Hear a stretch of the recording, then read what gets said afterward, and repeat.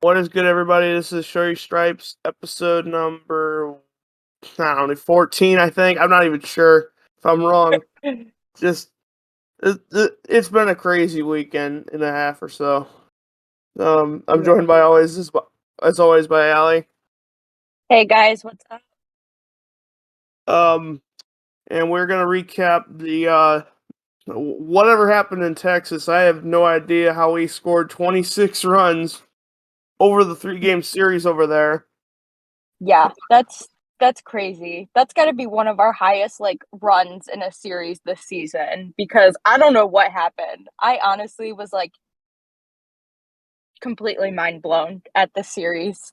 I mean, we if you didn't know, obviously by now, the Tigers did win the series against the Rangers this weekend, but it was a crazy one, that's for sure. Yeah, and I know that the Rangers have had a tough time pitching against us for whatever reason, because I know when we played them in Detroit, they gave up like a ton of runs then too. Yeah. And I didn't know it would continue to be as bad as it was when you compare it to what happened this weekend. Um I'll go ahead Yeah. and get into it. On Friday night, Tigers lost 7-6, although they did make it close. Yeah. And I mean, that's it doesn't usually when I feel like when we lose a game, it's either by one run or an insane amount of runs in between. So, I mean, I'll take it. At least our bats were alive. Like we had something going, which I you can't say much about this team. So, I'll give them that.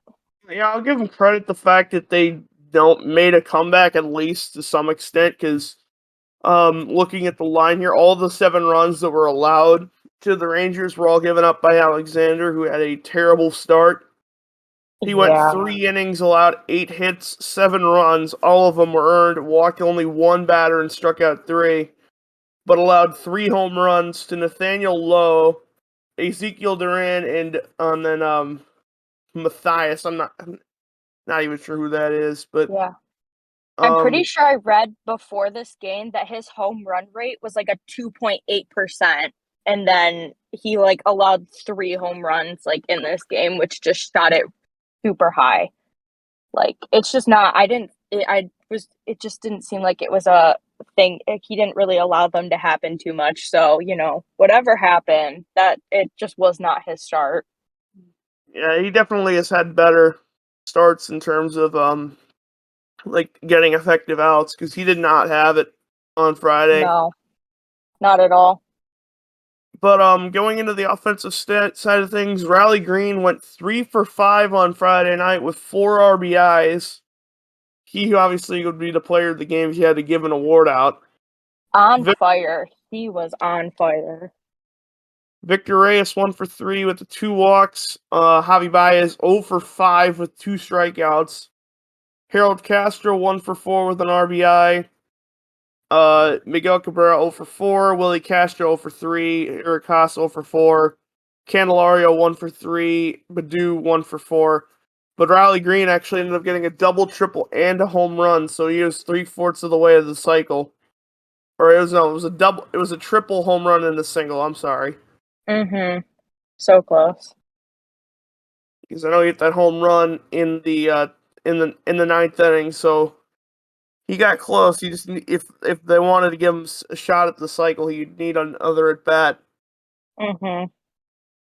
But Yeah, no, he definitely just exploded during this game because the only other person that brought in a run, or who brought it? Harold Castro brought in the run, yeah, right? one of the Oh, RBI, one of them guys. had no RBIs attached to it. One of the runs that we Yeah, scored. yeah. I mean, I'm just happy that we had uh, some decent at bats. The offense was more alive than normal. And we ended up making it through that game without committing an error, which Texas had two that game. So I also call that a win in my book. Yeah, it definitely was a better game. I mean, other than Alexander, there was really not much you could complain about. Yeah. No, I definitely think. And then, I mean, the rest of the bullpen did really good at finishing off that game. Yeah, I mean, compared to like other games we'll get into on Sunday, especially, they did better on Friday night than probably than the most of the series, I'd say. Yeah, no, Garrett Hill did really good with him being back. I know they're only doing the 4-man rotation, so him not starting anymore, but who knows if that will change or not. Yeah, it'll be interesting to see whether or not they're gonna put him in the rotation. I don't think they will, just because I know they said that they wanted to limit his innings, but and then they also Yeah. want to and then obviously you have Pineda is probably close to coming back off of his rehab assignment, so I keep forgetting he like exists, to be honest. So yeah, that'll be interesting when he's back up. yeah, he's often forgotten, to be honest. Yeah.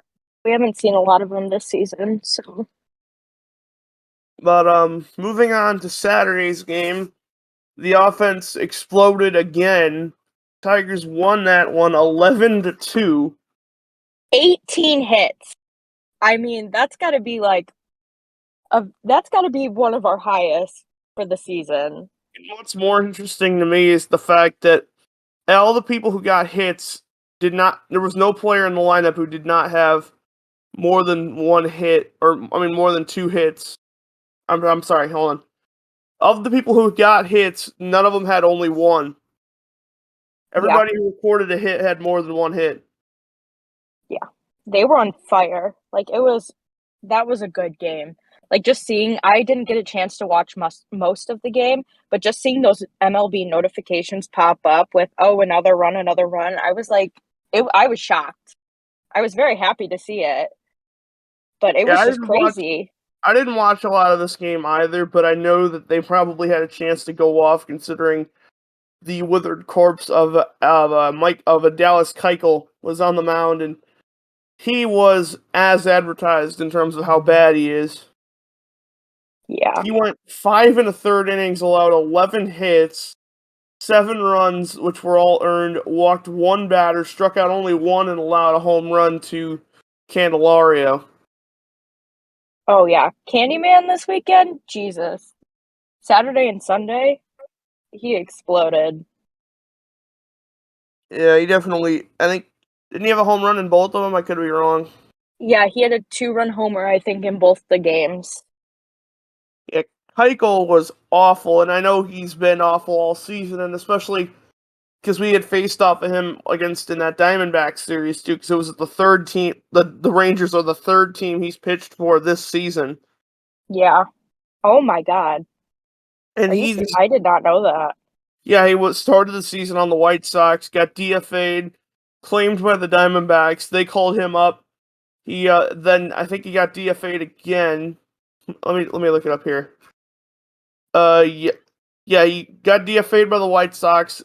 The Diamondbacks then signed him, called him up on June 26th, DFA'd him a month later, and then and then the Rangers signed him, and then they called him up on the 27th for the start against the Tigers.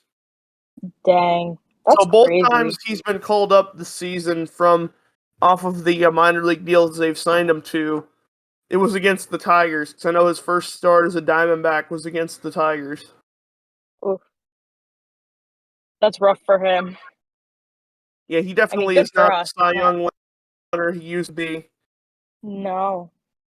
I mean, just looking at these stats also, I can see we're back to the good we're back to the good walk and strikeout ratio. I mean, we had 3 walks and only 6 strikeouts, which is I feel pretty low for us recently. Yeah, it's definitely better than it usually is. I mean, I will give him. I'll give the credit the fact that we did score 11 runs, but we did leave 20 men on base. So that is. Yeah. I mean, it could have been worse for at least as a Rangers perspective. Yes, But definitely. going into the numbers here, Riley Green went 2 for 6 with a run scored. Victor Reyes 2 for 5 with 2 runs scored and an RBI. Javi Baez 2 for 4 with 2 runs scored and 2 RBI. Eric Haas 2 for 3 with a with 3 RBIs and a run scored. Willie Castro 2 for 5 with an RBI and a run scored. Harold Castro 3 for 5 with a run scored. Candelario 2 for 5 with that home run and 3 RBIs. Tucker Barnhart 3 for 5 with a run scored. And God damn. then the only guy who went hitless as a starter was Zach Short. So all the starters, the only person who went hitless was Zach Short. Dang. That's good for us. I mean, I know I feel has Short been up a few times this season? I can't remember. Only the second time he's been up, but he has not recorded a hit yet. Yeah, I'm interested to see if how much longer they keep him up here for. But I just don't know who are they he's had 9 at bats, and he only has a sac fly to his regimen and 2 walks. Yeah, I really, to be honest, with how this week has been going, I'm not going to be surprised if they call Torque back up here soon. I wouldn't be either, but I wouldn't be surprised if they kept him down there. Me neither. I really feel like it's a 50-50 chance if they're going to bring him back up or not. Like, don't get me wrong. I'd love to see him back up here, but I also feel like since he's starting to pick up a little bit more down there, that they just need to keep him down there to keep it going. Yeah, it'll be weird to see because obviously the roster's expanded, I believe, up to 28 players on Thursday, the beginning of September. So I'm sure one of those spots will probably go to Pineda if I had to guess. Yeah. But it'll be up to them for decide. Because honestly, you could make a case that Kreidler deserves to be called up too. Yeah, that's very true with that. So, I mean, heck, you could probably send Short back down, call up Torque and Kreidler. Yeah. It'll be interesting to see what they do with that. But I mean, I'm looking at these numbers by the Rangers here. They had guys getting hits, but I was just like us. They would not cash them in. They had 19 men left on base, only 2 RBIs, 2 runs they scored, 3 walks and 8 strikeouts. And it's coming from a lineup who is very home run heavy. And the only home run they hit was in the 9th inning. It was a completely meaningless home run that Adolis Garcia hit. Yeah. I mean, it did nothing for him. Yeah, it was 11-1 going into the bottom of the 9th. And I mean, quite honestly, it probably should have been if the Tigers had scored 3 in the 9th, it probably would have been 8-1 in the bottom of the 9th, but I mean, hey, I'll take the stat padding. For real. But moving on to the pitching performance, Eduardo Rodriguez made his second start since coming off the restricted list. Went 6 innings, allowed 6 hits, only 1 run, walked 3, struck out only 2. He gets the win. Will Vest a clean inning, striking out the side. In the 7th, Joe Jimenez came in on the 8th, allowed only 1 hit and struck out 1. And then Daniel Norris came in the 9th, got through the inning but allowed the home run to Adolis Garcia and allowed another hit and struck out 2. So I mean, can't give him too much slack. Yeah, he did pretty good. So yeah, that game was definitely fun from an offensive perspective. Yeah, definitely. We haven't had a lot of those games this season, so it's nice when they happen once in a while. And now we got to talk about the main problem here. Sunday's game, I watched somewhat of this. I think I watched most from the 6th inning onward. Tigers won 9-8 in a game where they held a 9-0 lead and nearly seen it wipe before their eyes. Yeah, a very Tigers thing to do, honestly. Once I first started seeing those MLB notifications come up about how the Rangers scored another run, I was like, oh my God, they're really about to lose this. Like I said before we recorded, I jokingly thought to myself, we're gonna blow this lead, and then they actually started to blow this lead, and Yeah. you're actually serious right now? I mean, they literally had 3 errors in this game. Like, they made up for not having errors in the other 2 games because they literally had 3 alone in this game. Yeah, 3 errors, one to Candelario, one to Harold Castro, and one of them was on Alex Lang for missing a catch. But yeah, Oh, let's get into the good stuff first though, the hitting yeah. at least. Yes, definitely. 13 hits and 9 RBIs for the Tigers on Sunday. Riley Green, another multi-hit game, 2 for 4 with 2 runs scored and a walk. Victor Reyes, 2 for 5 with 2 runs scored. Javi Baez, 1 for 3 with a run scored. Harold Castro, 2 for 5 with 5 RBIs. Eric Haas, 1 for 4. Kerry Carpenter, 3 for 5 with an RBI. Candelario, 2 for 4. Cody Clemens and Akil Baddoo, 0 for 4. But Clemens had an RBI, at least. Yeah. No, I mean, our offense was still alive, so and we won. I mean, the end of the game was a shit show, like, completely. But in the whole picture, we had good at bats. They actually were able to bring runs in. So, I mean, I guess we can be happy about that because I feel like it's been missing a lot this season. So, I mean, if you heard to turn off the game in the 6th inning and not watch any of that from that on, I mean, I think you still would be happy that they won. I'm yeah. just not happy the way that they won. They won by Oh, the no. skin of their teeth. Yeah. There's no reason that should have happened at all. Because, I mean, like I said, if you turn the game off in the middle of the 6th inning and walk up, you've been like, what the fuck just happened or something like that. Because if you went to sleep and like I said in the middle of the 6th and you watched it, it was 9-0.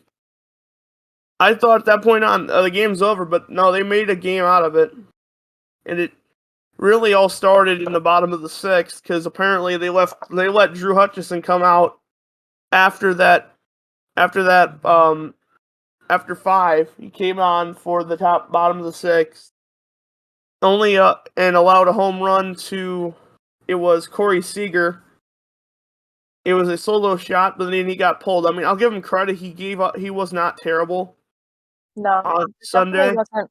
It definitely wasn't one of his worst starts. Like, he did decent.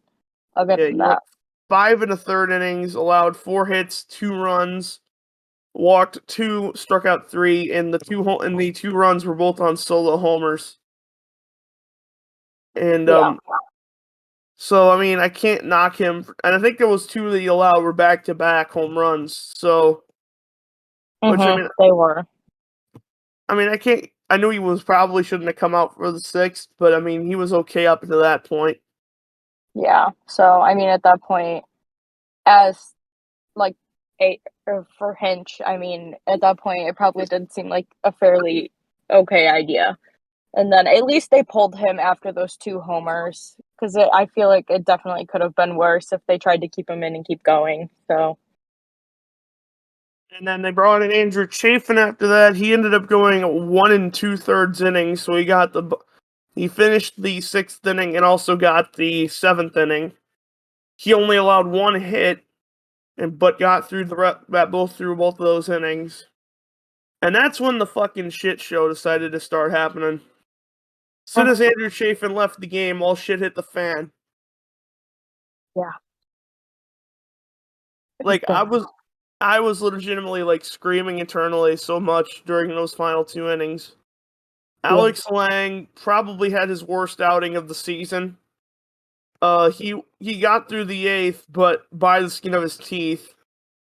He allowed 2 hits, walked one, and allowed 3 runs to score. And those were by a 2-run home run from Cole Calhoun and an RBI. I don't remember who it was. There was another RBI, but he allowed 3 runs, struck out 2, but he was not good. Yeah, no. It was rough. That was rough. That was rough to watch. Like, I don't know what happened with him during that game, but it was bad. It was bad. And at that point, we still were ahead by 4 runs, but I mean, that gap was closing, and that's when I really started to feel like we were about to like seriously blow this game. Like, I knew at the bottom of the ninth, I'm like, well, I mean, it's a 4-run lead. They can't blow this game, right? And then apparently Hinch decided to bring in Gregory Soto for whatever reason. Who knows? And he doesn't even he only recorded 1 out. He was so bad, he recorded only 1 out, got 3 hits, 3 runs, all were earned, including a home run to another home run to Corey Seager. He walked 1 batter, and with that outing, his ERA is up to 3.52. And I gotta say, I legitimately don't understand why he fucking came in the bottom of the ninth. I understand that he hadn't worked, but he isn't good in non-save situations like this. Yeah, no. So he really almost blew the game for us. Like, he really came so close to blowing this game. And it's not even the first time that he has had a meltdown on the mound against the Rangers. Going back to June against Rangers back at home, they came back and he loaded the bases against the Rangers, complained about the mound. I remember this game because I was there. Yes, that was the game against them. Okay. Yeah, he complained about the mound, had them work the mound. He didn't, and then he blew the game by allowing 3 in the ninth. And it was so stupid. It was so bad. He hit the first batter, struck out 1. Then, I'm sorry, no, hold on, I'm wrong here. He walked the first batter, grounded out 1, hit a batter, walked another. So he didn't even allow a hit, but loaded the bases, and then he allowed a triple, and that lost us the game that time. Yeah. Like, so in both, track record, not good. So, like, why are we doing it? Why are we putting him out there? And then the Rangers aren't even that good of a team. I mean, I'm not saying they're bad, but like they're 58 and 69. They're 11 games below 500, and they're not much better than us. Other than, I mean, some of the talent's better than ours, but like you need to do your job. If you come into a game with the job to close the door, regardless of what scenario it is, you don't give the other team a chance to come back in the game. I don't care what your name is. Yeah, no. It was just bad to watch. Like, it was such a thing that this team would do. Like, it does not surprise me, but yet still just completely pissed me off. Because they were doing so good up until that point. Yeah, and I understand that, like, Soto has his command issues, but like, I don't understand if you know he's gonna have command issues, why don't you fucking work on him? Yeah. Oh, there definitely needs to be a lot of, I feel like, going into next season, like, there's definitely, I'm hoping that they are able to correct a few things with a lot of players, because not only when it comes to batting, but even some of our pitchers like Soto severely need help with their like control. Because some days they're perfectly fine, and then other days they just have no control and they're throwing the ball in random directions. Yeah, I understand that Soto's like a ticking time bomb, but like, if you're a ticking time bomb, then why the fuck are you a closer? Like, if it's legitimately like a player like Buck Farmer. He never got the closer role. He would always have those moments where he'd blow up, and implode on the mound. Yeah, Yeah. we literally have Gregory Soto doing the same thing, and people will defend him and say, "Oh, he's a two-time All-Star," and Yeah. and they'll say, "Oh, his saves are good. And he's a good save. He closes games out. He saves games." Saves are a meaningless fucking stat. And It's his it's just it's so stressful to sit there and watch him. and I had a feeling even when he came in the game, I'm like, why are we bringing him in? We know he's gonna blow the game open. Hmm. And it happened. And then obviously, thank God that AJ came to his senses and didn't leave him out there after he allowed the home run. Yeah. And then Joe came in and shut the Thank door. God. Thank God. I Which, mean, I don't even. which You go. if Sorry. if you had told me like a year ago that I'd be trusting Joe Jimenez more on the mound than I would Gregory Soto, I would have called you a fool. Hmm. But I legitimately do. Like I feel like Yeah. Joe would probably be a better closer at this point. Oh yeah. No, I agree. 100%. I would love to see him closing. I think it would. I feel like it would go a lot better. It just being I just don't know if AJ has like the brain to the balls to really to give Joe the job because he probably Yeah. trusts Soto as much as basic as literally as much as the truthers do. Yeah.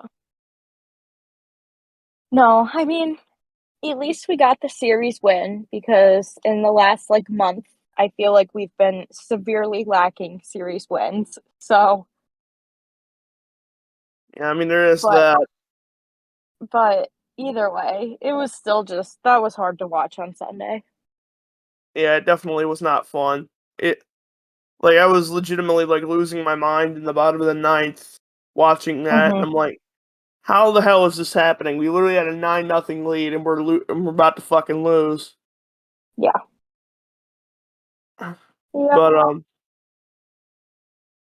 But moving on, obviously the Tigers have come home. We're recording this on Tuesday, and there is a game later tonight, and I will be in attendance for that because I want to see the J Rod show as the Seattle Mariners will come into town. Uh, That will be fun to watch. 3 game set that starts today, goes through Thursday. Mariners will throw George Kirby on the mound tonight, and Tigers will counter with Matt Manning, who, which is a good matchup in my opinion. I think Manning probably has the upper hand there, but Yeah. like it certainly could go either way. Manning's been killing it lately, so I'm Yeah, excited to see what he does tonight too. I mean the only and there's also the fact that Matt Boyd is expected to be activated tonight, and he'll probably work out of the pen at some point. So it'll be nice to see him back Oh at Canard yeah, Park. definitely. Game 2 will be tomorrow at 7:10. Marco Gonzalez for the Mariners against Tyler Alexander, who, like I said, pitched on Friday. He was not good, so it'll be interesting to see if he can Game of rebound from that. Yeah, definitely. Um, yeah, it'll be really interesting to see if he can. I mean, especially going up against a guy like Marco Gonzalez, who's nearly has a 4 ERA. Yeah. No, I feel like in Alexander's had some like decent starts this season, so I'm hoping that Friday was just a fluke and that he can get back to what he was doing beforehand. Yeah, it'd be nice. And then Game 3 on Thursday afternoon. Logan Gilbert against Eduardo Rodriguez. It's a 110 start, so it'll be. I think Eduardo probably has the leverage there. Probably has the lead. I'd say, Yeah. but like I Yeah, said, no. this whole series could go either way. Although I feel like the Mariners have a good chance of sweeping. Oh yeah. I do Although, too. I mean, if our offense is not there, then like if they can carry the offense that we've had this season or this recently against the Rangers into this series, it would be great because I feel like there's a chance we could win at least one game. But if we have our normal offense going, it's probably not going to happen. Yeah, I know the Mariners have been like massively inconsistent as of recent, at least. I mean, at least in my opinion. I'm trying to look at the Yeah. standings here. Um, the Mariners are 6-4 of their last 10, and they won against the Guardians over the week on Sunday. I don't know if they won that series. To be brutally honest, I gotta check it. But I know they played them. I know they lost on Saturday night. Yeah. Let's see. Yeah, the Guardians, the Mariners ended up taking that series 3-4, or 3-1 against the Guardians over the weekend. So it'll be interesting to see who can come out on top in that series. Yeah. No, definitely. It'll be I think a good series to watch, but we'll see. So yeah, I mean, I think that'll probably wrap up this episode of Show Your Stripes. You got anything else you want to say? No, just thanks for listening and the continued support. All right, thanks for listening, everybody, and we will see you hopefully after the end of the series with a series win.